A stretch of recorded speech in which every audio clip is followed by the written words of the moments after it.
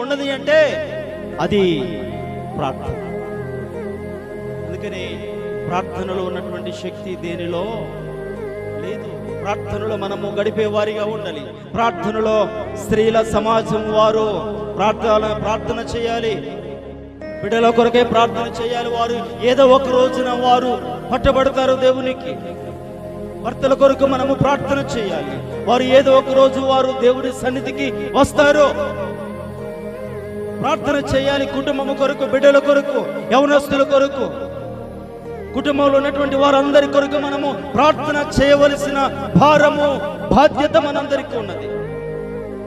ప్రార్థన వలన సాధించలేనిది ఏదైనా ఉన్నదా ప్రియులారంటే ఏది లేదు ప్రియులారా.